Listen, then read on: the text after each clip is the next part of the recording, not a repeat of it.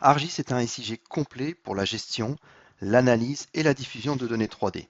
Il implémente ainsi les capacités de base des jumeaux numériques de vos territoires. Je vais illustrer cela avec le jumeau numérique de la ville de Zurich, en Suisse, à travers plusieurs scènes 3D ArcGIS. Celles-ci sont typiquement constituées de couches issues de sources de données très variées. Parcourons certaines d'entre elles.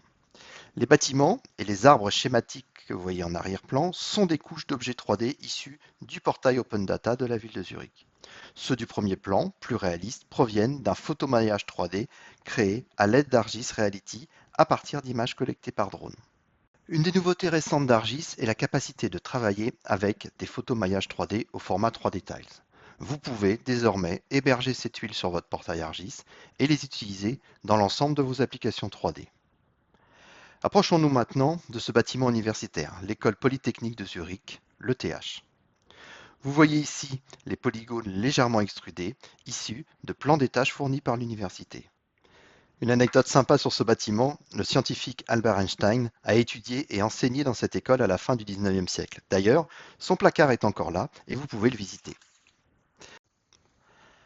Dans votre jumeau numérique, vous pouvez afficher les éléments 2D ou 3D de vos différents réseaux, comme ici avec les réseaux électriques et le câblage du tramway. Ou encore ici, sous le sol, avec les réseaux d'eau et d'assainissement.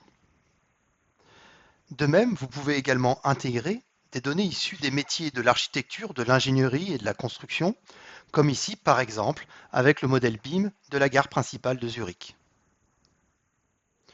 Vous le voyez ici, le photomaillage 3D masque en partie le devant de la gare.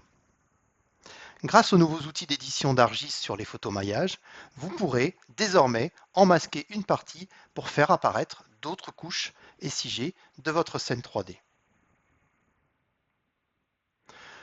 Aujourd'hui, vous pouvez ajouter directement depuis votre navigateur des modèles 3D dans une couche d'objets 3D. Nous travaillons également sur le support, dans le futur, du même type de workflow sur des données BIM. Entrons maintenant dans la gare, afin de découvrir les détails de notre modèle BIM. Que ce soit à l'extérieur ou à l'intérieur des infrastructures, les nuages de points LIDAR constituent une source de données importante pour disposer d'une information exhaustive et actualisée. Les afficher avec d'autres couches du jumeau numérique permet de vérifier la cohérence entre vos bases de données et la réalité. Alors nous avons vu une magnifique représentation virtuelle du centre-ville de Zurich, mais cela reste une modélisation relativement statique. Dès que l'on ajoute la dimension temporelle à son jumeau numérique, celui-ci prend vie. Je peux par exemple l'explorer dans le passé. En utilisant ici l'année de construction de mes bâtiments, le nouveau curseur temporel des scènes 3D ArcGIS me permet d'afficher progressivement les objets 3D de ma couche du bâti.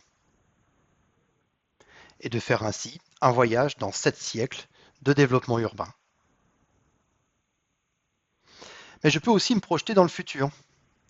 Sur les bords du lac de Zurich, autour de ce futur projet d'aménagement, je simule la croissance des arbres au cours des 50 prochaines années.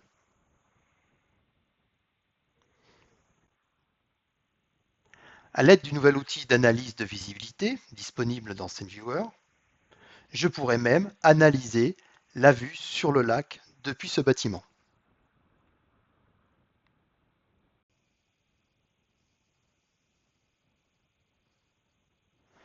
Et en appliquant la simulation sur les 50 prochaines années, je peux voir comment va évoluer cette visibilité. Mais revenons maintenant au présent, et plus exactement à l'accès aux informations temps réel, un axe incontournable dans les jumeaux numériques. Dans un des bâtiments de l'école polytechnique de Zurich, nous allons visualiser différents capteurs connectés. L'application va notamment utiliser des flux temps réel opérés par ArcGIS Velocity pour afficher les températures. De la même manière, via des détecteurs de présence, l'application affiche par un dégradé de couleur le nombre d'occupants dans chaque espace, ou encore les alarmes incendie, ici en vert, ou en rouge, lorsqu'elles sont activées. Et justement, pour mieux préparer les scénarios d'évacuation des locaux lors d'incendie, je peux utiliser les outils de modélisation spatiale d'ArcGIS pour simuler l'occupation des espaces au cours du temps.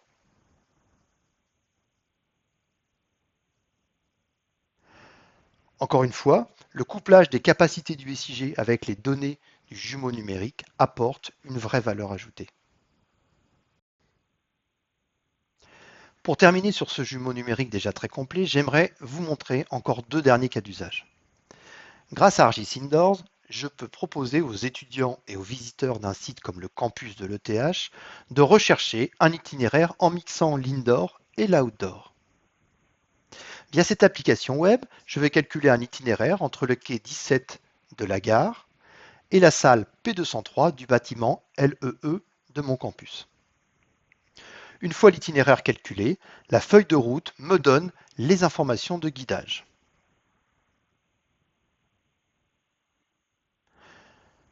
Mon jumeau numérique étant en 3D, je peux également visualiser cet itinéraire dans ma scène 3D. Cela permet par exemple de mieux se rendre compte du cheminement, des obstacles ou encore de la pente. Mon dernier cas d'usage concerne l'utilisation du jumeau numérique comme support aux activités de planification urbaine. J'affiche ici dans mon jumeau numérique les zonages correspondant aux contraintes réglementaires de construction et d'occupation des sols.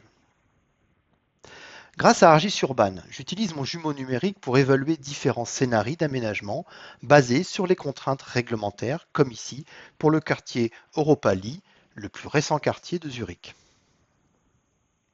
Je compare par exemple les métriques des émissions de CO2 dans un scénario 2 avec peu de bâtiments HQE, avec un scénario 3 créant plus de superficie de bâtiments mais plus vertueux en termes d'émissions de CO2. Une fois que j'ai finalisé ces modèles de masse, je peux utiliser ArcGIS City Engine pour ajouter les détails architecturaux et les éléments de contexte urbain. Puis ensuite, créer un film en utilisant un moteur de jeu tel que Unity ou Unreal, en ajoutant des animations sur des véhicules, sur des personnes, et en configurant des éclairages et des effets très réalistes. Voilà. À travers cet exemple sur Zurich, nous avons vu comment les capacités 3D du système ArcGIS permettent à votre SIG d'être le socle de référence dans votre organisation et avec vos partenaires pour la construction des jumeaux numériques de vos territoires. Et pour en savoir plus sur ArcGIS et les jumeaux numériques, je vous recommande cette page de notre site web.